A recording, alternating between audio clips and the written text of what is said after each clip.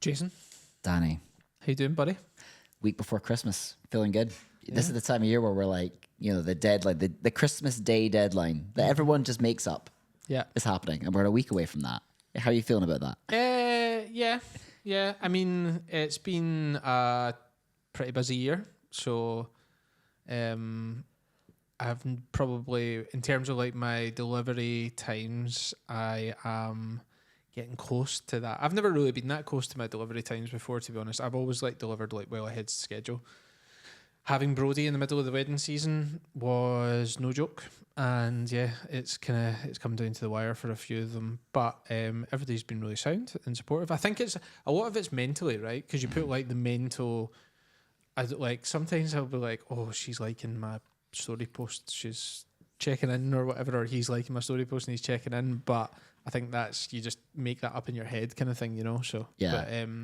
But no, it's been good. All my couples have been really like sound and supportive of me and said, don't worry, take your time kind of thing. So I actually feel all right. Yeah, totally. I mean, it is just down to communication at the end of the day. If you can let people know that this is when it's going to be done by. I mean, I'm sitting with a bunch of projects that are pretty much good to go. I just need to have that final finesse, that once over, and then I'm free to send them off. And I'm still confident that everything should get done before Christmas. But things just keep popping up that get in the way of my plans for that day. And I would just like those things that are popping up to stop so that I could actually just focus on getting it. Yeah. I apologize. Oh, no. It's just a lot of work going on. But I'm still confident. Like, that all these things are wrapping up now, and I'm going to lock myself away and just get things done. Yeah. I appreciate everything you do, because you have been taking the lion's share of like everything. But it's not just the podcast. Life gets in the way. I had like I got caught speeding last year, right? Got caught speeding. I was doing a 46 and a 40. I was overtaking a lorry, and I got 3 points in a license. And I is that the same day that I was speaking to you about it? Was that one? Oh, you were working. You did the same journey. I obeyed the speed limit. Yeah, you were there before me, and then you didn't give me the heads up. That's what happened. I mean, you passed it an hour before me. It's a big sign. It says 40 miles an hour. The same thing happened in Coda, by the way. You guys drove down to Birmingham, right? And there was a speed trap. A little heads up. I didn't get caught, but a little heads up. Just don't speed. Don't break the law. That's all you need to do. 46. So I'm taking a lorry. You know what I mean, right? So anyway, I got 3 points in the license. May or may not have forgotten to tell my insurance about it. And they were about to invalidate my insurance because they obviously do the checks. And I was like, oh yeah, I kind of need to tell them about that. So I tell them, oh yeah, so that's what happened. Okay, yeah, £300 more a year on my insurance. So I had to deal with that yesterday as well. That was another little task. That's a stinger. Life admin gets in the way, right? When you don't need it to. So if you want to donate to Jason's GoFundMe, please go to www. Let Jason drive.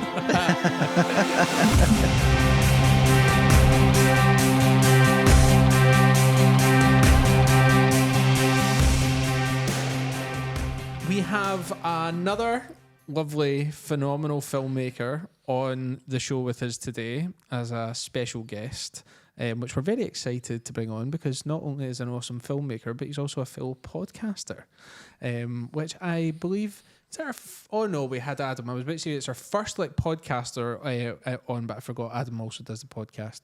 But yes, we have the lovely Chris from Spice Wedding Films. How you doing, mate? All good, thank you guys. It's honestly it's a pleasure to be invited on. I think what you guys are doing has been incredible. I've listened to most, if not every episode, and you guys are absolutely smashing it, releasing every week, getting the summit out and everything. So yeah, just a pleasure to be on. Yeah. Do you like being introduced as the lovely Chris Spice, by the way? Yes, he's lovely. He is lovely. He's a lovely man. Oh, right. He's a lovely man. We spent time together. We bonded. Oh, here he is. Yeah. We got drunk together. I could put some nice swooning music over that. Why do that? Do that. He is lovely. He's Chris a lovely guy. Spice. He is. Yeah. I think you're a lovely man, Chris. I'll take it. Yeah, it sounds like kind of like a 90s wrestler. Like lovely, like lovely Chris Spice. What do you want me to say? The extremely butch. What's up, Chris Spice? No, just lovely. We'll take lovely. You're a lovely guy, mate. Lowering the tone. But no, it's thank you very much, mate. It's lovely to have you on and to have a bit of a chin wag with you about all things wedding films. Yeah, definitely. I mean, I'm just here to find out how to run a podcast. Oh, mate. Well, I don't know if you saw all of the Spotify Wrapped, which is something I wasn't actually prepared for this year. Like, you see all the Spotify Wraps come out every year where people are listening to stuff, but this year people kept sharing the podcast they were listening to. And there was a consistent number one on that. I don't know if you saw that, Chris, but that wedding. Yeah. Your podcast, Wedding Capture Co, was has top. captured the nation. Yes, Wedding Capturing the Hearts Co. Who would have thought? It's weird, isn't it? It's just you, like when it's just you guys in a room, and then like when it comes to Christmas and they're wrapped, and people are posting saying, you know, they're your top listeners and things like that, and you kind of like, oh, people actually do listen then. I know you get your analytics and things, but it's hard to imagine, isn't it? But yeah, because you can see the numbers, you know, people are listening, and you can see the growth and stuff like that. So you know it's growing, you know people are listening. But yeah, it's nice when, like, because you would have been the same, like at Coda, just people coming up to you and like chatting to you and say, oh, like, love the podcast, and it's like they know you, but obviously you maybe don't necessarily know them, kind of thing, and it's an interesting like dynamic when that happens. Yeah. But it was quite humbling. Yeah, actually. but it's a nice feeling. Yeah, it was really nice feeling. Really nice feeling. A lot of nice comments and stuff. But yeah, your guys' podcast, brilliant, man. I listened because your new episode was out today. So thank you very much. At the time of recording, was out today. Thank you very much for the shout out on the summit. That was very kind of you. Yeah, it was a nice. I was having to like figure out how to trim it down as well so I could share it to stories, because it actually it was like 2 minutes to shout out. I was like, oh man, you guys are awesome. Thanks so much. It's quite good because a lot of my journeys are really long. I don't tend to do things usually within half an hour of my wedding, so it's always quite good to just have a conversation that just kind of zone out as I'm driving and forget how I got to the destination because I've just been so involved in the conversation. So yeah, it's good. It's good having your podcast out there. So. That's what a lot of people say, isn't it? On the way to a wedding, they listen to it, and it's nice that, like, I mean, we sort of ramble, but it's not. Sometimes it's not as deep as like going to a wedding and just getting like education just fired at you. And sometimes it's nice just to have a little like people chatting.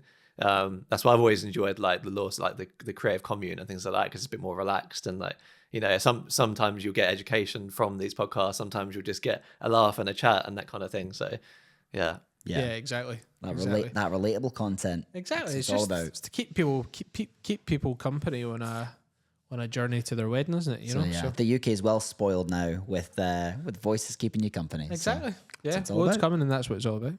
Exactly. Yeah. Totally. Community over competition. So I guess for our listeners that maybe haven't heard of you or don't know you, would you be able to give a little bit of background about you, you know, when you started, a bit about the business and stuff, and just a wee bit of insight into all things Chris Spice? Yeah, sure. So the company I run is Spice Wedding Films. Spice is my surname, in case you hadn't gathered already. I obviously run the podcast with my good friend Tom, and that's called Wedding Capture Co. I've hosted a couple of workshops this year as well. So it's been quite a busy year, as well as like winning the award and things like that. I started pretty much like everybody else, but I don't think I started for the reasons that everybody else started. I think that, the only job I ever had before this was Debenhams. So like literally my like sort of the first job that you get was the only job I ever had before this. So I've not really known what it's like to work in an office and that kind of thing. But it sort of stemmed from, it's from, so 2015, I was coming out of uni, my last year of uni, and it's in every sort of videographer story, a friend of a friend asked me to film their wedding. I went along to film it, and absolutely hated it and thought I'm never doing this again. But then like after sort of looking into it, my sort of aim was at the time was to come out of university and create like a corporate videography business, create an agency, have people filming for me and stuff like that. So my aim was basically to get out of Debenhams as quickly as possible, make as much money as possible so I could get out of there and then start this whole corporate like thing or commercial work. But then, so after doing that one wedding, I realized how much you can make from it basically. And I was like, okay, well, I'll just do as many weddings as I can so I can get out of my full-time job, and then I'll slowly phase them out so I can get more into commercial stuff. But what actually ended up happening was the weddings went so well that the commercial stuff sort of fizzled out and the weddings sort of came in. But for the first couple of years, and I'm quite like honest about this on our pod as well, is that I've always seen, like, for the first couple of years, I saw it as a business, and it was very much like I don't think I had I don't want to say emotional intelligence, but the attachment to weddings and things that made me think about, moments and how long this video is going to last. It was very much analytics driven. I'm going to take this many weddings, I'm going to make all the money I can, that kind of thing. And it took a while for me to love it. So in 2019, I did 50 weddings, and I just didn't like it. I just hated it. I come back and I was like, yeah, this is all for the greater good. Like, eventually, like, I'll be getting out of this and doing something else. And then COVID hit, and just something, I think over COVID, I was planning my own wedding, and something clicked during that time. I think obviously planning your own wedding, you see things in a different perspective, and maybe sort of it changed the way that I look at weddings. And now I see things in a completely different way, in that it's so much more about the couple and the experience and what they're going to value in 20 years time, and family members and friends. And that all came from just, COVID, having time to think about what I was actually doing with my life, and sort of having my own wedding and seeing the photos and videos from that and knowing what I appreciate has changed my business quite a lot. So a bit of a life story, sorry, but it's a lot has changed in the last few years, and I feel like that's just it's taken a bit of a turn, which I quite like. Yeah, I find that and appreciate obviously like the honesty there, because I'm not sure like everybody would be quite as honest about that, but that, I guess that's like, because there was so many negatives, I guess, to come out of like COVID, and that is like such a positive one, that's had like such a positive impact on your business, and I guess probably you, like, if you look at it, like your longevity in this career, because I would imagine if things had kept going the way that it went, you would maybe be looking to get back into that corporate world or looking for that exit, so.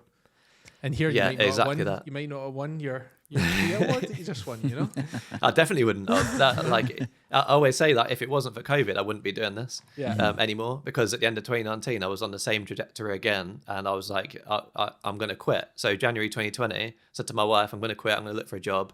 And then when March hit and lockdown happened, I didn't find the need to look for a job. So it was a case of finding those COVID weddings to get you through. Yeah. And I think everyone just appreciated things a lot more during COVID, didn't they? Yeah. A lot more of the good things like weddings and things like that. So, and it really opened up the emotional side to what I do, and I changed my style a lot and things like that. So, I enjoy it a lot more now, because I know that you can target the couples that you want to target and not just do everything just because it's like, oh, yeah, that's a bit of money there, a bit of money there. Yeah. So you target the couples you want to target, and you can have your own values in your own film. You don't have to sort of cater to everybody. Yeah. I mean, obviously, most people who start videography start it for the creative, the love. Obviously, starting with yourself, the mindset that this is a business, there's definitely different ways that you approach couples and the day itself. How have you found that your approach has like changed from, thinking that this is a business to now loving it? What's some of the biggest differences that you think now, going into shooting a wedding, that you approach it now compared to when you started? I think it starts with probably how many you take a year. I feel like taking less has allowed me, obviously, the headspace to do better with what I've got, with the weddings that I've got, and obviously improve the couple experience for the people I have got booked in. But I think on the day, it's, what people say, it's not about what you say, it's how you make people feel. On the day, I think I'm a lot more involved now. Sometimes, I'll turn up to a wedding and I'll just be the guy with the camera in the corner. But now I feel like I'm much more engaged with my couples. When we have our, pre-wedding call, it lasts a bit longer, because I feel like our couples know us a bit more, because I'm more into, I'm sending WhatsApps to them and things like that, and trying to get to know them a bit more.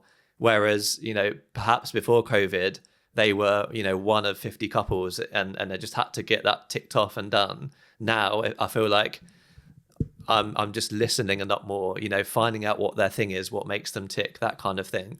And so on the day, I feel like I already know exactly what they're going to like, what kind of music they're going to want in their films, who they're going to want captured.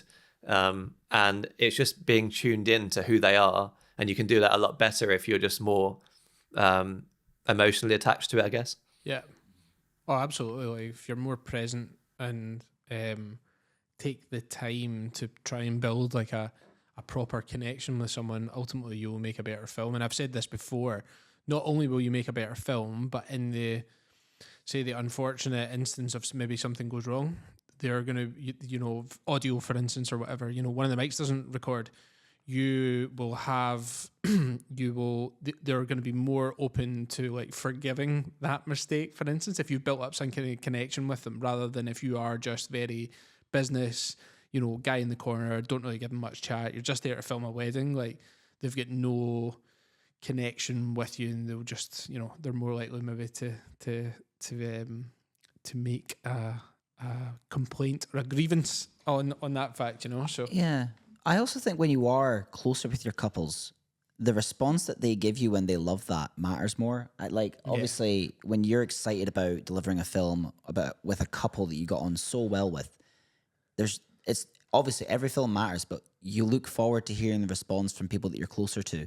And that's what gives you back the love for this. So I've definitely been in positions where I've taken on too many weddings that year, and I lost that raw connection with every single one of my couples compared to years when I was quieter. And it's definitely something that I'll be looking at going forward. But there's such a joy to having a connection with the people you're working with, because you are ultimately responsible for, providing them memories for life. And it's a privilege that can be taken for granted if you take on too many. Well, you just don't have the time. You don't have the time to invest because you're chasing your tail. Mm-hmm. Yeah, 100%. 100%. Yeah, it's the small touches that really matter to people. And like you say, exactly. like now more than ever, now I get messages, after the wedding, like, thanks so much, you made everyone feel really comfortable. And then when the film is delivered, you get like an amazing WhatsApp. Whereas perhaps before I wouldn't have got that. The film would be delivered, I'd get a thank you, like, cheers, like, we love it, and then that'd be the end of it, But when Cheers, Chris, thumbs up. Yeah, nice one. Nice one, mate. Where's my USB? Until next time. Yeah. So do you feel as well then that, like, by proxy, like your actual style, for instance, like, so do you do much directing in terms of, because we obviously watched some of your films. Como one, by the way, was shit hot. Some of the shots in there was like two really standout ones. The one with it was the gimbal movement as they're just about to go down the steps, and I was like, oh my god, Jason, it looks like a movie. The light was ridiculous. Like a fucking movie. Yeah, a happy fluke, but yeah, I like that. Yeah, cool. Yeah. It was calculated. The other one was that wide drone shot where it's just obviously the composition. The steps are angled, and you're just the composition on that bad boy was. It does take time. Like, I was thinking that, like, how patient do you have to be, because were you shooting that wedding by yourself? No, so it was with my wife. Yeah, with your wife. Yeah. So yeah, I take it was someone on hand, just like capturing maybe footage behind them while you go, right, no, just give me 2 minutes because I need to get this right. No, so luckily this would never happen in the UK with my couple was over here, but they were very into their couple stuff. So good. That was, we had probably like an hour and a half of it, and there were points where I was like, I remember you saying on the pod, yeah. There were points where I was like, I don't need any more of this, but I don't feel like I can say no, because maybe this is what they want more so. And then Kate's obviously with the guests getting candid, so I don't feel like I'm missing out on too much. But yeah, that was a case of, we did the shots of them by the gate, and then I sort of said, like, can you give me a couple of minutes to take the drone up and get the shot? I promise it'll be worth it, that kind of thing. And they were just up for it, so that worked really well. The shot was unreal. And then I got them just so good. Yeah, I love that shot. Yeah. Mm-hmm. The thing with destination weddings is that usually the schedule is compressed, so that's why I was looking at the level of shots that you managed to capture on that day and go, like, that's really difficult to do. It wasn't compressed. It was a 12 p.m. ceremony. Wow. Yeah, and so it was literally like midday ceremony in August in Italy. It was. Chris was a cooking. I did see the fans going during the ceremony. I could see the fans going away. Yeah. But wow. Yeah. Not as much as the groom though. He was cooking. I'll bet. But yeah, no, that film was unreal. But So like, do you feel then that obviously with everything that you were talking about, obviously before, just about being more emotionally invested and obviously building up more connections and stuff, that has then impacted, for instance, your style on the day to direct more, or how do you feel it's had an impact? Yeah, so I feel like pre-COVID, I couldn't have told you what my style was. I could have told you I was a wedding videographer, and that's pretty much it. Afterwards, I sort of identified that I wanted to be a bit more like fun with it and approach it from a more like, okay, what do I like about weddings? I like the party element, so let's target people that like that element and want to get together and do prosecco sprays and running with bridal parties and things like that. And I think I lent so far into that I got to a point where when I didn't do that, I kind of felt guilty that I hadn't like tried to direct more fun things and like forced fun things. And that was only probably a couple of years ago, really, when I kind of decided, actually, is it really this that I want? Is it really, that kind of like, I don't call it forced fun, but when it's like, it's not in 20 years time, that stuff is not what you're going to value necessarily. Is the shot of you all just like popping a prosecco together. The stuff you're going to value is the other bits, like the older family members and the children and like those tiny little moments. And so what I've sort of done now is I've tried to focus on keeping that balance where my films are still full of joy and soul and everything, but they still have like that sort of like filmic look to them in a way. And I think, yeah, joy and soul are two words that I quite like to describe it. And a mother of the bride messaged me the other day because she still watches my other films, even though like her film's been delivered and everything, the bride's film. And she said, your films are just so full of soul. And for someone who, for someone who's in the older generation to still like the kind of films that I make means that hopefully this film is going to last the test of time, because I'm focusing on happy people. I'm trying to capture like atmosphere and vibe and really pick up on who are these people, what sort of music do they enjoy, what guests do they value, do they really want to party, or are they just so close with their family that they're just spending all their time with like their parents and things like that, and picking up on those things. And I feel like I'm so much better at that now. So where 2 years ago I called myself an energetic, fun videographer, I'm now a joyful, I make films full of joy and soul for fun loving people. It's just, does that make sense? It's kind of, now a balance between those things. Yeah. Hearing it and thinking there's hope for me yet, because I'm at the stage now where you were 2 years ago. So maybe there's hope for me. Maybe that's the direction I need to go for Tuia. But you have to want to, don't you? That's the thing, though. You can tell you really enjoy it, like that element to it. I just feel like I'm not that guy who I'm not the big hype man on the day. I don't have that personality, and so when I wasn't quite in the frame of mind of these people aren't going to enjoy me like putting on a speaker and shouting at people and telling them to like run around and do crazy things, then if I didn't, and like I say, like you might be that might be you. Dine that bottle of tequila. I don't care it's your wedding day. Do it. And I love that stuff, but it has to be natural. Yeah, when you were trying to kind of be that hype person, was there a videographer or videographers that you'd seen online that made you want to influence that? And was there any videographers that influenced you to change into who you are now? I don't think there was a videographer in particular, no. That it was more a case of when me and my wife were planning our wedding, we wanted people to have fun and that was like the main word that we were going for when we planned our wedding. And by fun, I mean we had like sort of unlimited prosecco and that kind of thing, but and a bouncy castle, and it's just like we wanted a bucking bronco, but I don't know if that was going too far, so we didn't do it. Health and safety. Yeah. But essentially, we just like some weddings, you can tell the guests maybe a little bit like just sort of waiting around for the next thing to happen, and so we wanted it to be like, okay, people to like come out of our wedding and be like, that was a fun day, right? And so I guess it was that made me sort of, say, okay, I'm going to try and make everyone else feel that after their own wedding, sort of thing. And that's where the fun element came from.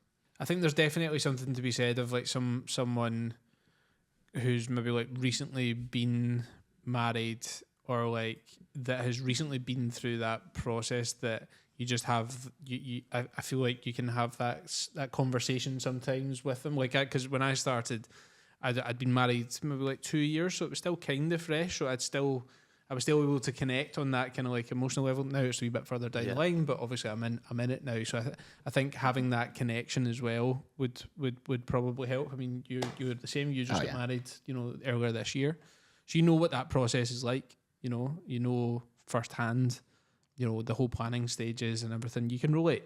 Yeah, there's definitely an advantage to it. I'm like totally mindset changed before and after being married myself of what was important, and I'm definitely more focused on people now at the wedding rather than trying to chase those dreamy shots. I'm like, I can sacrifice that because I want to get these people being happy, enjoying the drink reception. It's Bronte's talk at Coda. Yeah, all over again. I mean, you were at that at Coda. You heard Bronte's talk. It literally had me in tears.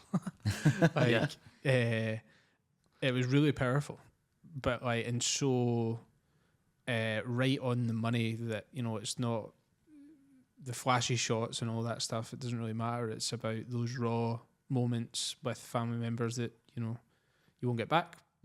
So that's what makes a film timeless, I think, is those moments. Like, I think that the word timeless is thrown around quite a bit, but what makes a film timeless is having those moments in there, more so than moments that people might not appreciate. And obviously this varies from couple to couple, but things like detail shots and like the fancy couple things, like it's those things that you would sort of skip over to get to, there's a photo of Nan, or there's a video of like Nan moving and things like that. So exactly. I mean, if you look at it in terms of like what a photographer, for instance, maybe like would deliver, I know like from us that when we got our galleries, all the detail shots, I was just like, skip. I just wanted to see the faces, and it's the same kind of thing. Obviously, some people value it; they have different kind of priorities when it comes to that. But for me, certainly, it was I just wanted to see people's faces. I wanted to see them having a good time, and it's the same thing. And I think that also helps influence like my films, because I don't put a massive amount of detail stuff in there. Like there's maybe like a sprinkling of it, but I'm just focused. I want to focus on the people. I want them to see their people that are there, because that's what's going to get them going. Yeah, I feel that's exactly it. It's about the moment, and you can't pretend to like something you don't like, and you're going to attract people that like what you like. So you can't pretend that you can't. If you wanted to suddenly turn editorial and pretend that you wanted to do 2-hour couple shoots, you'd feel like you're missing out on those like guest shots and the things that really matter, and so your heart wouldn't be in it. So yeah. Yeah, I mean, even last year, I'm sure it was last year, I thought, I kind of want to be a bit more cinematic and go down this route. And I found myself just leaning back into the normality of what I do. Like, I was trying to change the style, but not necessarily because I thought that was the right thing to do. But then I was like, I just want to go over here and just like, have fun with these people. And you lean into what you like to do, and that is reflected always in your films. Yeah. And it's okay to do that as well. It's okay not to be that one size fits all, because I think that's something as well. They want to please everybody, and it's like it's actually you'll deliver a better service to your couples if you try and home in on that thing that you really, really enjoy. Like for instance, like for this is like a loose example, but like I've had couples get in touch about maybe like video guest messages and stuff, and I'm like I don't do it. Like I don't like it. I don't want to do it. So, but I would rather you go to somebody that actually enjoys doing that. Because I'm not going to be able to do a good job for you because I cringe watching it, just because it's just not me. So I think it's okay to for instance as well, like say no to things if you feel like it's not a good fit. I think that's another thing that people certainly struggle with. Yeah, is like being okay saying I don't think I could give you the best service possible, but here's somebody that I think that can, based on, because I know I've had inquiries that I know is an afterglow film and like what they're asking for. Like one of them was like, so do you think you'd be able to do something and it's more like kind of like The Office? And I'm like, no. No. But I know a guy that would love that. It's good as well that you got people to send those over to as well, because it does help, doesn't it? We all have slightly different styles, so if you have someone in the bag that you like, well, actually I don't think I'm right for you, but here's someone that would be perfect fit. and stuff like that. That's right up your street. Yeah. Right up your Bring street. it on. Yeah. But at the same time, you can make small changes as well. Like there's, you're always going to change your mindset on what's good and what's not. And just over a year ago, I would have told couples I don't really do couple shoots, and that I don't focus on that at all. But then I ended up getting couples that like didn't want to do it at all, and I realized I actually quite like having that little bit in there. And when I was turning up to weddings, and the couple were like, "Oh, actually, we don't really want to go out and get a couple shoot," I was like, "What? What's going on?" And so and so then you sort of like dial it back a little bit, put some more of that in your films, and you start getting those people back again. So yeah. All right. So a good practice as well is if you have your consultation call, if you're not sure what your couple is, and you have your consultation call, if you have a consultation call before you book a couple, is ask them why they picked you and why they've contacted you and why they're on a call with you, because you get so much insight into what other people think about your films, that it's really interesting to see. Because if people pick, whenever I ask, it's always, we went through a lot of films, we're seeing a lot of the same stuff, but we can tell that yours is really down, like individual to the couple, full of that happiness. It just made us really happy and had that feeling when we watched it. For someone else, it might be, we love how your every bit of lighting, framing, is on point. Your film's like a movie, that kind of thing. And that gives you an idea of what other people think of it, so that you can be like, okay, I didn't realize I included too much of this when I perhaps don't want enough of that, if that makes sense. Yeah. No, that's a great shout. A great shout, because then it's like market research on like why people are like wanting to speak to you in the first place, so that you can go, okay, I'm doing that well, maybe not doing this well, Yeah, helps you lean into exactly what is working and why individually people are picking you. So so obviously, like, as style changes, like I said, like I don't, there was a point where I sort of didn't really want to do it because I didn't find it that important, but now I quite enjoy the moments with the couple, as I am working probably more with like editorial photographers now, which it definitely isn't my style, but I can work with them because you kind of get longer with the couple, and the couple are expecting to spend more time in that shoot because they've booked a photographer like that. Does that make sense? But yeah, when I'm talking to a couple beforehand, I say to them that I do think this is quite important for you guys, and for the video, but what I want you to do is be you, and I'm gonna put you in a position that looks nice around the venue or wherever it might be at sunset, and I'm gonna get you guys just to talk to each other, embrace, and I use certain words that aren't specific. So I'll be like, rather than be like, oh, can you do your hands here and hands there and things, I'll be like, embrace, and then see what they do and just film it, because then they're going to do it in whatever way they do it naturally at home, and then they're not going to be thinking about it too much. That's a great tip, actually, because like sometimes I had one recently. I was like, just just maybe do like a bit of grab her underneath the bum, and then he's like he just grabs it, and I'm like, I know to pick her up though. Pick her up. You're not just like grabbing her bum. What are you doing? It's got a firm grip going on. Exactly. But it was almost like it was like magnetic. So it was like, and I was like, no, like lift and spin. That's a great tip, though. Yeah, because they're gonna like, instead of maybe like doing something that they then feel a bit awkward with or whatever, because you see it sometimes when I can see it from memory when I've done it, and I say something that's like, they do this kind of weird thing, and I'm like, oh no, don't do that, stop doing that, just hug. Yeah, like touch each other here and do this, and it's like, you don't want to be, I don't want them to be doing anything that they wouldn't want to look back on.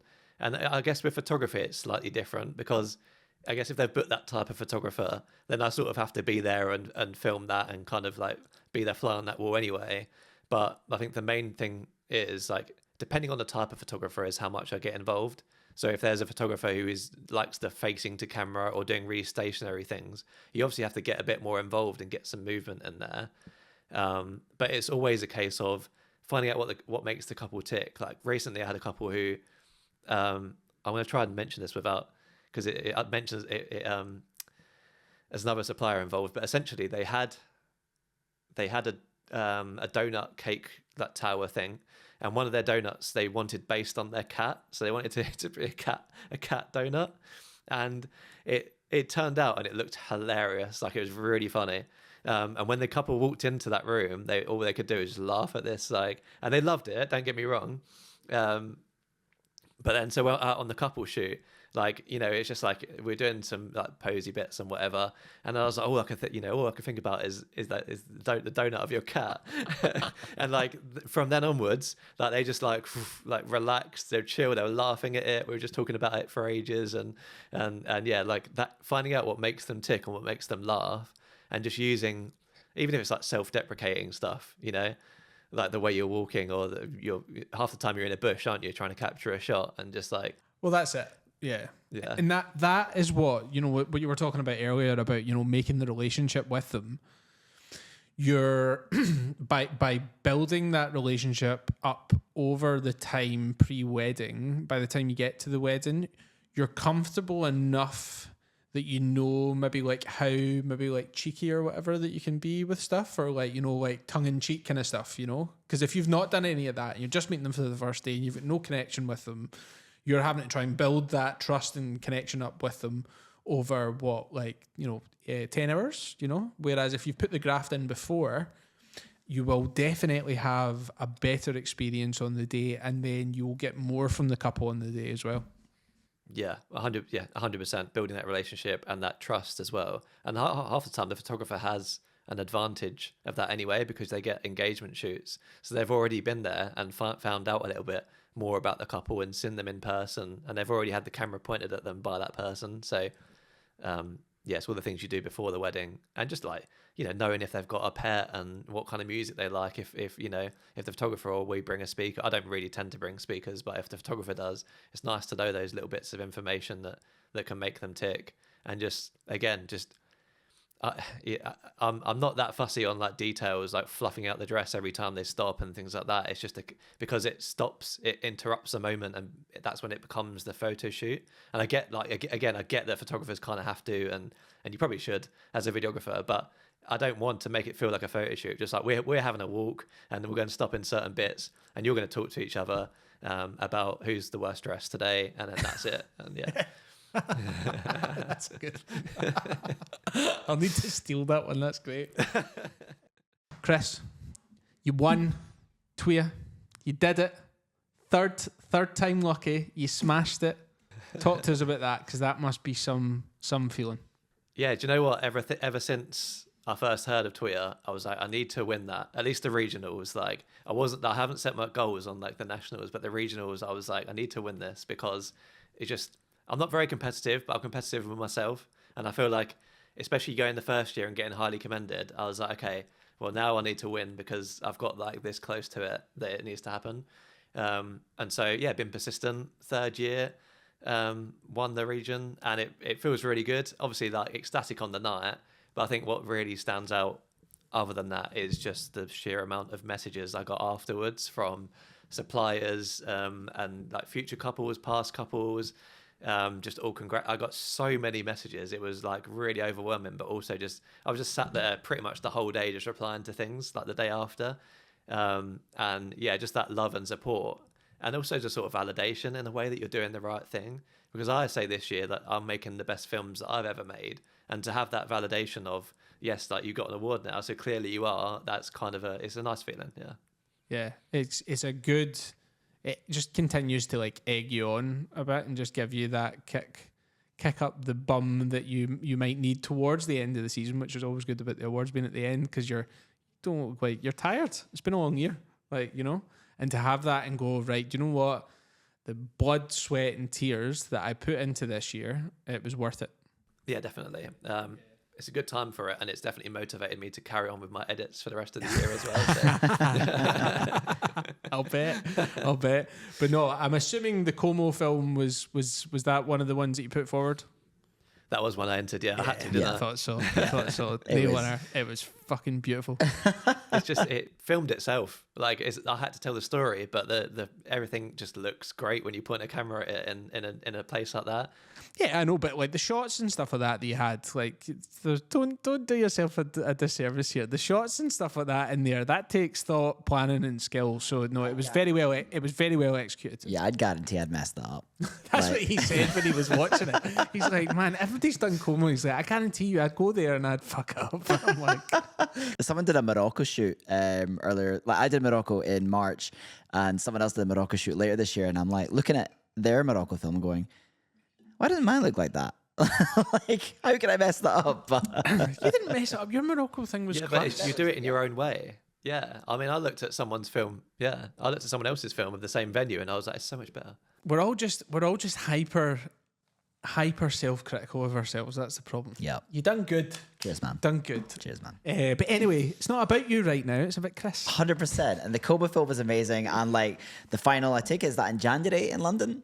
Yes, it's January. Yeah. So quite a lineup coming up for that final list. It's amazing to kind of be in that little group because, Christ, the UK's got some talented videographers. No, you should be really proud of yourself, man, for that. And third time is the charm. Yeah, especially especially like because it has been your third year, you've been consistent with it. It's always good to see that progression and get the validation that you truly deserve. So yeah, it'll be, hopefully we'll see what happens in January. We'll be watching very intently to see. We will.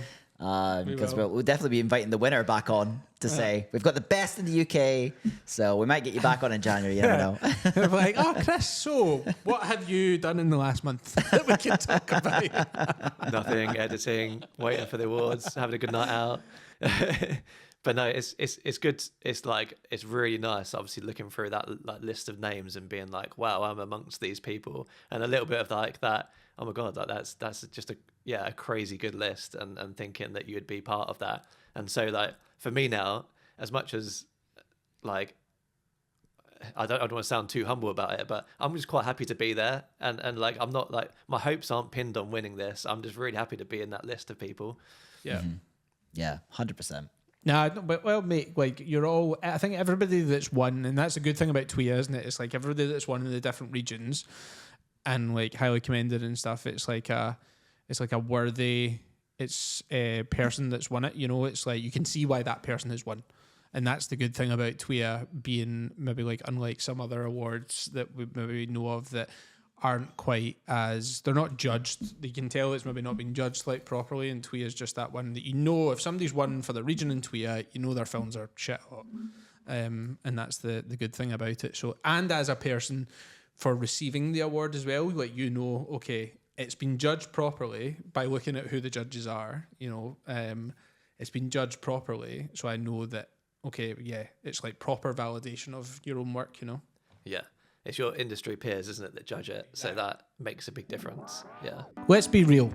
Delivering your wedding films by USB, that's outdated. We use VidFlow, the sleekest platform for delivering your wedding films. It makes your couples feel like they've got their own private Netflix. Plus, with their white labeling service, you can customize everything from the branding to your own custom domain to make it super personal. Want to wow your clients? Use the code TWVP10 for 10% off any of the pro plans, including the white label service. Head on over to vidflow.co and level up your wedding film delivery experience. Let's talk about backlog. Editing piles up fast and it's overwhelming. That's why we use brideandgroom.video, a wedding film editing service that creates stunning wedding films faster without compromising on quality. They match your unique style so you still feel like you've made them, and the process is super simple. Use the code TWVP75 to get £75 off your first order and try out their service. Clear your backlog and grow your business. Visit brideandgroom.video today. Hasta la vista, backlog. It'd be good to maybe just get like touch on like, so in terms of like your packages and stuff, obviously you've got like details on the on your website and stuff, but like good to maybe like talk us through your package kind of like structure and stuff, and what couples get for that. Always find that bit really interesting when people talk about that, because we all do some things a little bit differently. Yeah, of course. I mean, like, packages are the context to what you do, right? So there's no point in talking about what you do unless you know how much that person charges, sort of compared to other people, if that makes sense. So my packages, I got three. I stick to the 3 package system, and I've always had this purely because I sort of read about the psychology of it once, and I'm like obsessed with the psychology of it and how it can point you towards certain directions or pick in certain packages. But also, I just want to give options. I very much push people to 2 videographers, and that's why the brand is Spice Wedding Films and not just named after me, because I want Kate to have a face there. So if people do go for 2 videographers, they don't feel like they're getting me and a faceless name sort of thing. Just somebody else like that might be random. They know they're pretty much mostly getting Kate, although that is like changing a lot with weekday weddings and things like that. So my packages range from 2,300 to 2,900. The first package is a 6 to 8 minute film and just one person.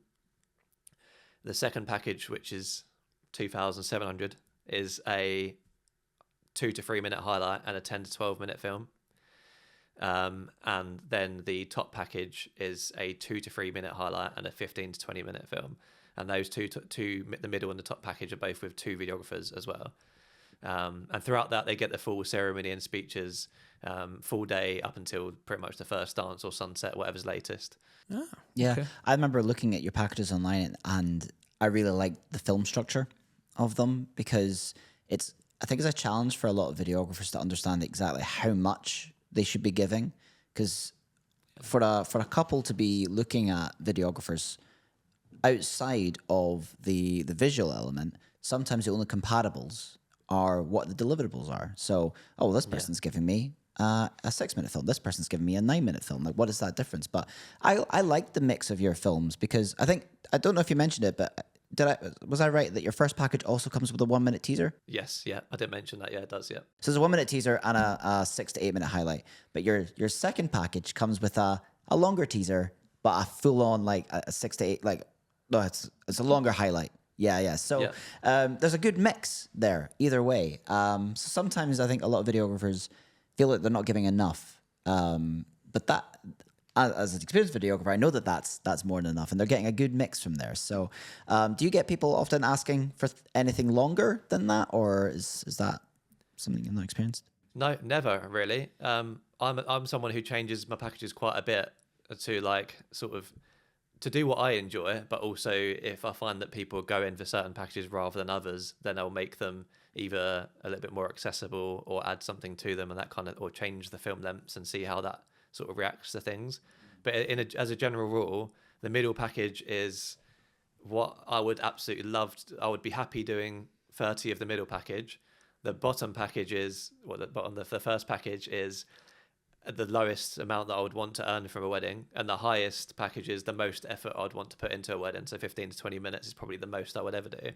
I don't get anybody asking for longer films, but I'm very I keep reminding couples that we do have a keepsake edit. So essentially, uncut footage. All I do is, when all the cold footage that sits on the timeline, I'll then put that in order into its own timeline, cut out all of the junk, make sure I'm not talking in the background of stuff, and then sort of send it out to them. And that is kind of like the home movie version of what I do. Mm-hmm. So if there are times when, if you've got like a 10 to 12 minute film and there's 2 of us, but there's so much going on the day that you kind of feel like, you kind of feel like the couple are shortchanged, and you could have made the film a lot longer. But if you did that for every couple, you'd be like, you're doing yourself dirty. So it's nice to be like, well, here's your film. I've got loads more footage if you want to see it. And you've got like 12 months to come back and ask for it if you wanted to get that keepsake edit. And it's a little bit of an upsell, but also I kind of want to make sure these couples know there's plenty more if they want it. Yeah, I think it's a great upsell. It's something I do as well. And I call it the FOMO edit essentially, but it's a nice, easy upsell, especially when like all these Black Friday deals come out for like like each to their own. If people want to do Black Friday deals, it works for some people, but a really good Black Friday offer is to all of your existing couples that year to go, hey, this is normally this price, but your Black Friday, if you want to seal that in, get ready for Christmas, it's there, ready to rock. So, yeah. Yeah, I just done it there for Black Friday, first year doing it, and 5 bookings from it. Wow. like five upsells. So That's from for the FOMO edit. for the FOMO edit from Black Friday, yeah.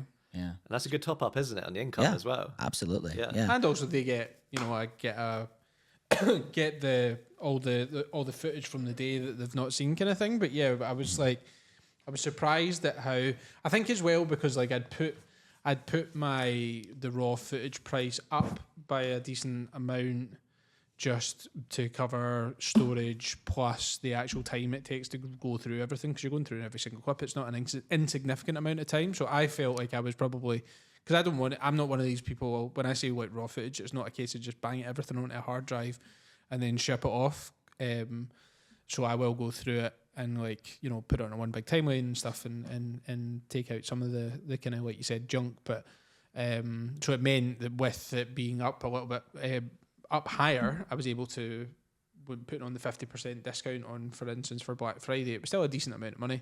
But what I've been doing recently as well is just saying, like, if I know I've got a lot of footage, say for it's just me, for example, and the 6 to 8 minute film isn't a lot, and there are quite a lot of times where I'm like, I've actually captured more than I could probably fit into that. So upselling a longer edit as well often helps, and just being like, look, I've got lots of footage which is going to be left on the table, so you've got the year to order your keepsake edit or FOMO edit. But if you wanted to just include it all in the film, and don't get me wrong, like if it's going to be 9-10 minutes, I'm not going to upsell that to them. I'll just do it. But if they want it to be longer, I can offer them that for an extra X amount. So it's just a case of, obviously it's still a business, but I want them to get as much as possible because you filmed it. So it's really a shame to leave it on the table. Totally. Yeah. Just because it's all those little moments that maybe, like, for instance, that first colour or whatever that you maybe like think, oh, don't really like that shot, you're maybe being a bit picky with it, but to them they're going to be, oh, like, that's my Uncle Davy or whatever that I grew up with or something, kind of thing. So that's what I do like about those edits, because when they get back and they're like, oh, it was just so nice just to see everything, like on the day, and there was so much that, because ultimately when you're having to trim that down to even like a 12-15 minute film, we capture so much on the day, you especially, because you just hit record and just let it run out. But but yeah, it's that's always the comment that I get, is just so good just to see everything. It's normally everything in capital letters. And untampered with as well, natural audio, that kind of thing. It's really hard when you have gone. Yeah, no, I sometimes during the drinks reception, like on that note of pressing record and letting it go, I will sometimes just do a 10-minute recording just walking around the room, because sometimes seeing a cut, like, and then cutting someone else, if they do go for that FOMO edit, it's quite nice to see the room visually, like, oh, this group was standing together and then this group was over here, and it's just like they were taking a walk through and seeing all their guests just doing. It's not necessarily the most cinematic shot, but it's just allowing you to be back in that room. So I like that 10-minute drinks reception shot. I do it every wedding. You might be wondering, if you're watching this, or if you are now, if you have been listening to it and wondering why you don't hear Jace anymore. Jace was here, but now Jace is now an empty chair because he's had to dash home to rescue his wife because she has locked herself out of the house. So it's just going to be you and me, Chris, from now on, unless he gets back. But let's crack on. We'll be grand. So I guess I wanted to talk to you a little bit more about, like, the podcast. A little bit about background, I guess, for our listeners that don't know, Chris runs another wedding industry podcast, kind of like aimed at photographers and videographers. You are obviously the representing for the videographers, and Tom obviously for photographers. So I guess a little bit of background about when did you start and what was the idea for starting, and I guess that journey that you've went on. Yeah, so I guess it all started at the end of 2022 when there was a kind of moment where my wife was getting home from work and she's like always like having a good time with her friends at work, and then she'll go out for drinks afterwards, and it's actually be like, oh, look, what I've done today with at lunchtime with friends and whatever. And I was like, do I really want to be in this job where I literally just sit in my office all the time? And as much as I love, like, I now love like the weddings and going out, when it comes to sort of winter time, there's a lot of kind of isolation. And if you're working on your own a lot, it can get a bit like that. And I'm an only child, so I'm quite like independent anyway, and don't need a lot of that. But I feel like that thought crossed my mind, which is like, do I really want to be doing this for the next 10 years or whatever? So I'd already had an idea of like creating some sort of like educational thing, whether it's a YouTube channel or podcast for videographers. And I approached Tom and just said, do you fancy doing this podcast? I think it could be fun to see where it goes, but also just an opportunity for us to catch up once a month and just hang out and think and like sort of force ourselves to do something outside of sitting in the office. And so luckily he was also planning something called the Wedding Coactive, which, not to confuse things, Wedding Capture Co and Wedding Coactive, but essentially the Wedding Coactive is it's like a monthly coffee. They do monthly coffee mornings for wedding suppliers, and then they do like a summer party, and they've got a Christmas party coming up next week. And so they organise that so wedding suppliers can come together. They can have like they can co-work, network, or just hang out and have a chat. And then they have a summer party and a winter party. So he was clearly already thinking in that way of like, you know, we need some community, we need some like activity in our area between the suppliers. And so the Wedding Capture Co was born, and also it was nice to have that perspective with a photographer and a videographer, because when we started it, I was kind of like, one of my favorite parts of a wedding, when I get to sit down, well, it's like, you know, when you my favorite part when the photographer burst in their arse doing group shots and we can just go, oh, canopy. Love that. No, you know when you sit down for dinner and you got the photographer, like your table, and then with the photographer, and then you just get to have a chat, and like whether you know them or not, like you tend to just like talk the world to rights about weddings and what do you do in this situation, or like what's the worst dish you've had, and that kind of thing. And I love that conversation between the two people. And so I was like, if we can replicate this dinner time conversation, but over our podcast, and that's the kind of like the goals we want to aim for. And every now and then we'll throw in like a bit of like serious education, but we'll try and keep it mainly like conversational. Yeah, no, I think that dynamic of it is like, I think key for podcasts, so that it's not just all kind of like business. It is just a bit more conversational. It's just, you know, it's the format that works for it. But yeah, no, you guys definitely, like, you bounce off each other really, really well, and it feels just like you're just sitting there listening to the two of yous on the edge, the fringes of that table, you know, just having a bit of a blether and a natter.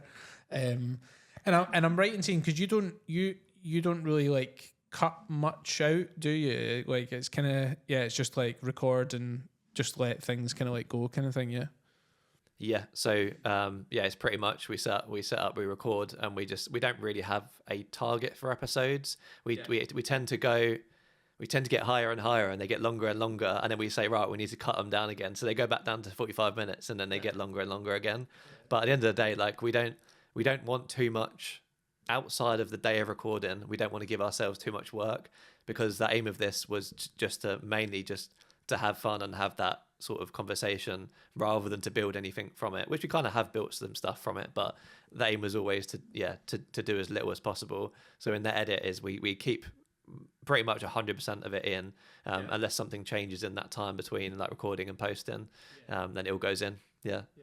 And I guess on the back of it all, because you know it's been going a while, you've got a good core audience, as we've seen from like all the Spotify unwraps. You know, you guys were in the number one spot for a lot of people. So you've built up a what appears to be like a decent and loyal kind of like audience there.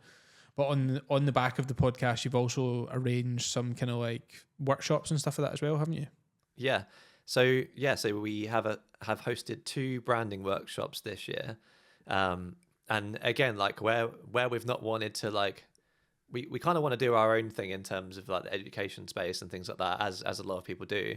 But for the workshop things, it was like a passion project. Like, do you think we're both very passionate about like branding, and hopefully that's come across, and how you can present yourself, and target ideal couples and things like that.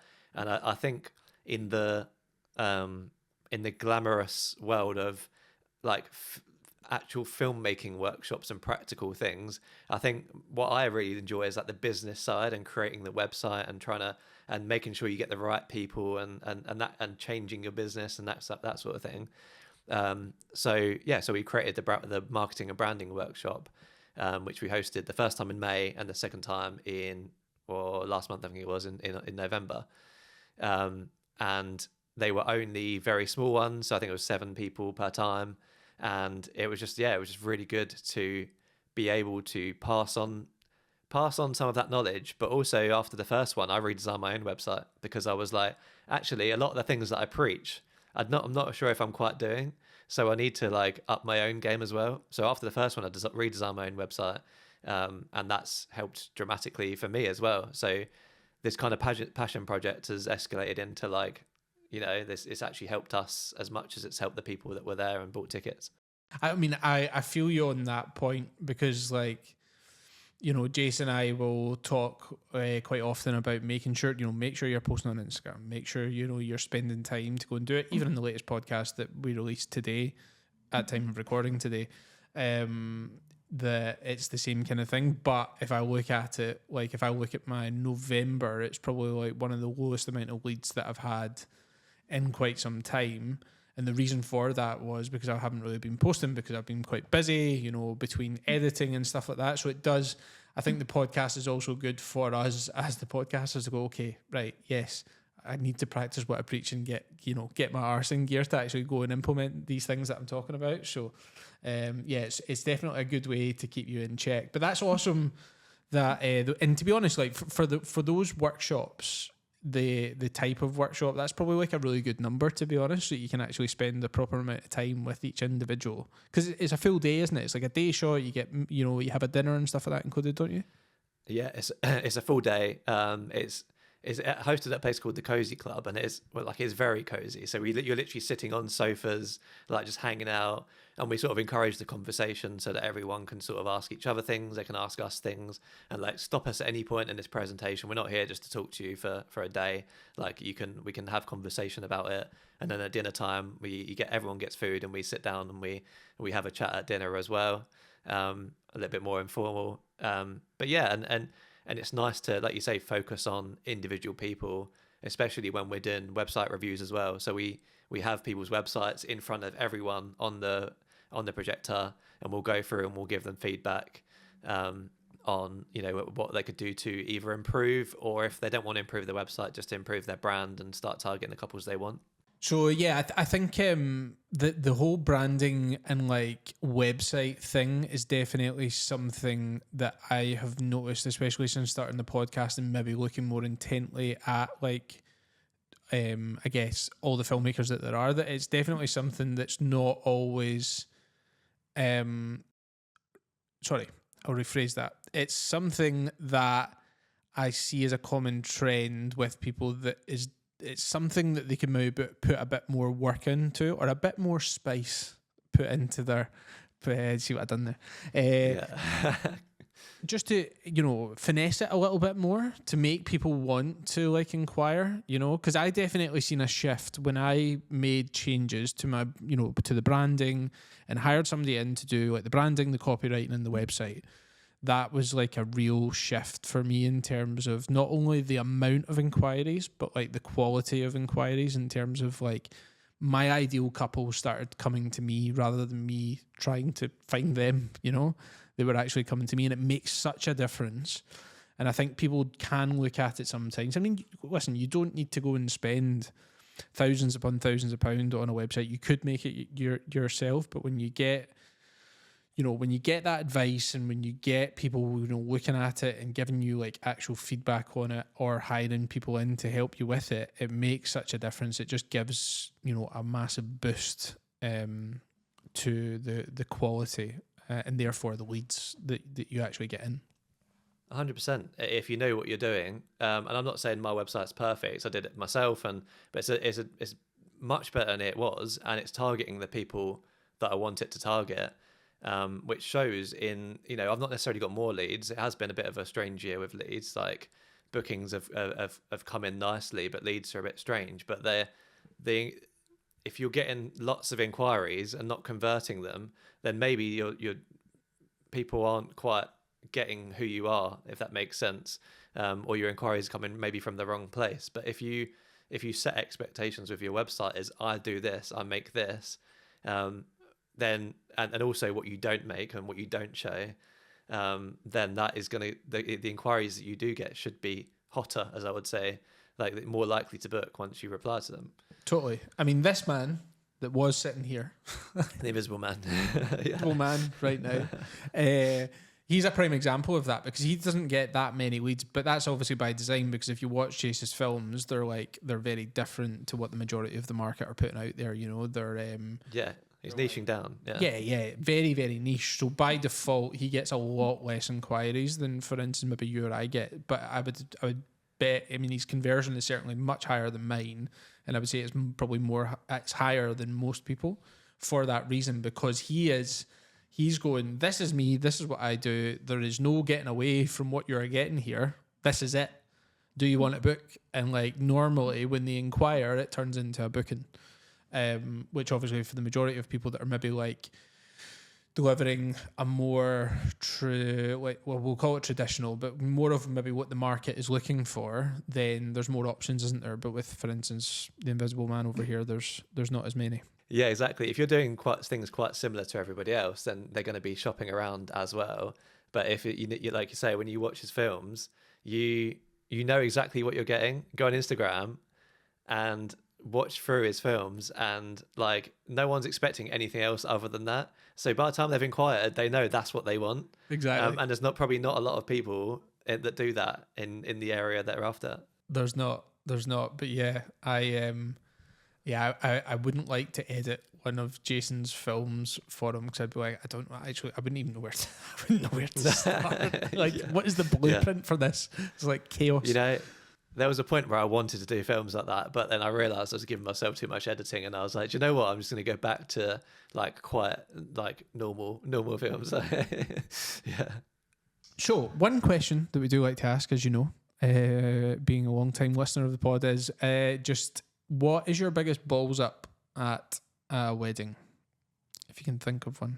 So I've been thinking about this since you asked me to come on, and I think there's kind of two answers. One of them is that I don't think there's not a lot that you can do that you can't recover from, right? So of course I've had, audio go wrong, a groom take off his jacket with a lapel on, and then you completely lose his audio because and I've not realised, or I've forgotten to mic up a reading, press record twice during a confetti shot, that kind of thing. Like all of those things have happened.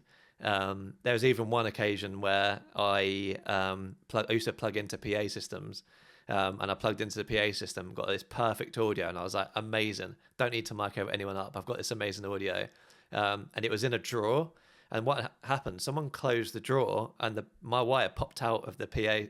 It was like it got caught and popped out, nobody noticed. So no audio from the PA system. Luckily, I had something on the tables, which I managed to sort of recover audio from. But that was pretty, not great. But I'd say my worst mess up was probably outside of wedding, but it could have easily happened for a wedding. Is that I once did a shoot, like a corporate shoot. It was actually photos and video, and I had two different cameras going. I think I don't know if it was one for each or not, or I sort of mixed in between. But it was, again, I don't think I can go into too much detail, but it was a shoot that you couldn't repeat. Let's put it that way. It was like it was almost an event.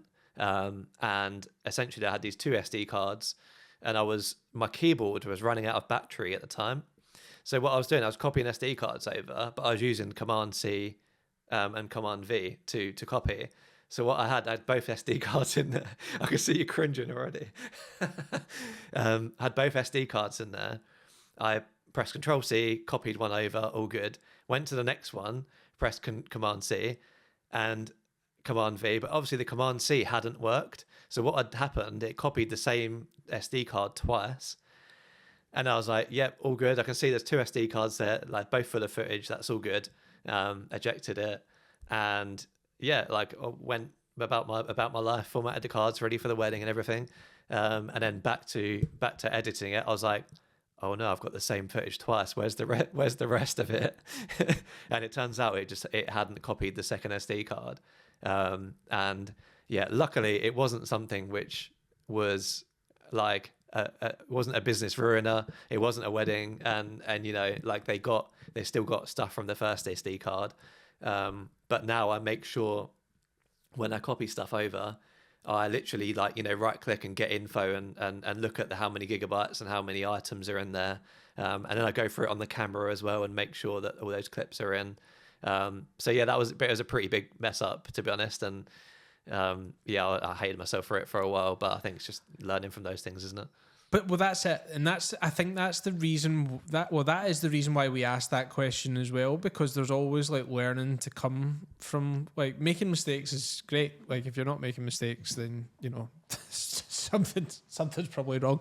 Then you're so perfect. Yeah, exactly. Oh my god, you're so perfect. But that's the thing, because it's like I know the things maybe that's happened to me, and I've went, okay, I'm not going to do that again, because you get burned from it and it's like ingrained into your brain. So like, yeah, the footage thing has never happened to me before, but because of listening to other people's, you know, mistakes and things that have happened to them, I know to go and do exactly that. Is like when I transfer the card over, I double click on the card, I have the 2 windows open, and I look at what the first like clip is of each of the folders, make sure it looks the same, and I do Control A and a right click and make sure, okay, there's 52 items here, there's 52 items there, okay, we're all good.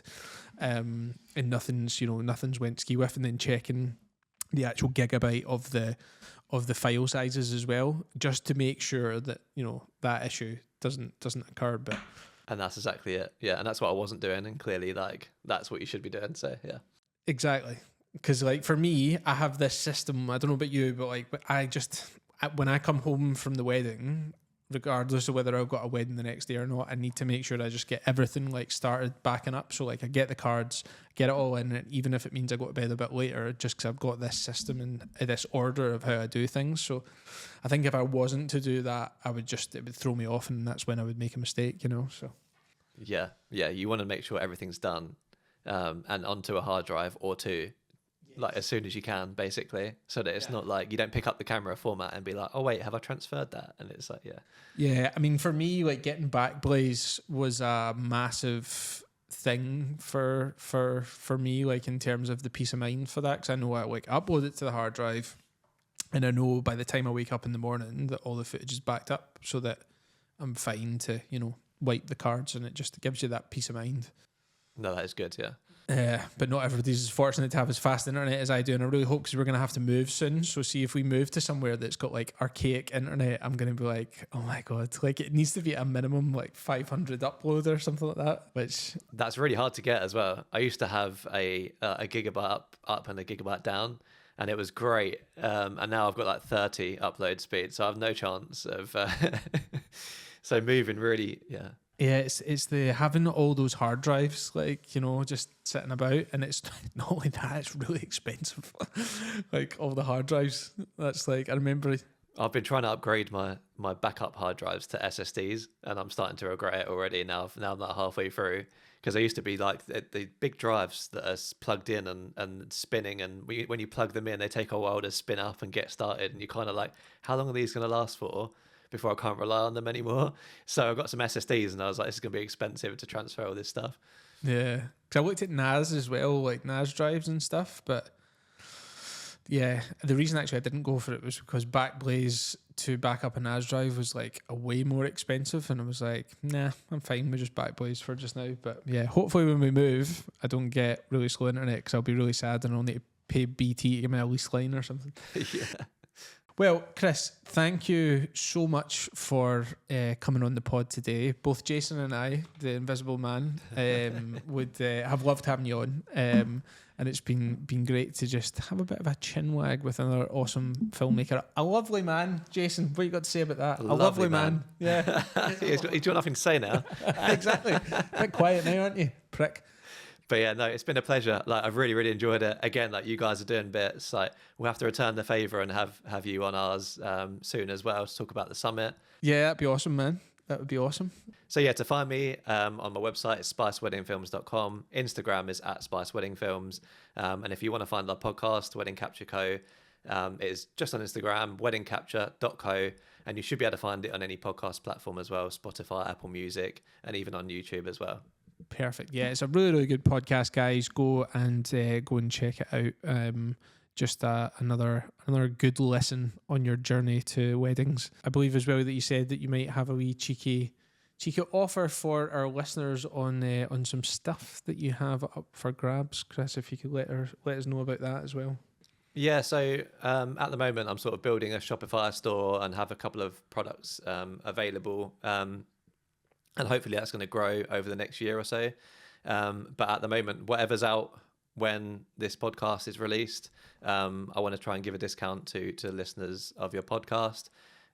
So if you go to my website, spiceweddingfilms.com, click on education, that will take you to my shop. And if you use code TWVP30, you'll get 30% off any of our products. So, as you know, as wedding videographers, we do need wedding contracts between our clients and us to protect both of us. So, Chris does have on his website at the minute a wedding videographer contract that you can purchase using that code TWVP30. And I believe that there are other products due to be coming onto the site in the very near future. So, keep an eye out for that. Yeah, exactly. The contract has been out for a while now, and it's something I'm quite passionate about. I got it written by a solicitor in 2020. Hopefully you won't need it, but I feel like having something which you can really get behind and send to couples and be really confident about, rather than just a list of points which actually don't really mean anything if push came to shove, that it makes the industry seem a little bit more official, and hopefully makes you more confident should something ever go wrong. Thank you so much for coming on. It's been, as I said, awesome speaking to you. Jace also says really enjoyed it. And again, awesome thanks as for having well. me on, guys. That's been That Wedding Videographer Podcast. I've been Danny. That was Jace. And that's been Chris. Cheers. See you later, man.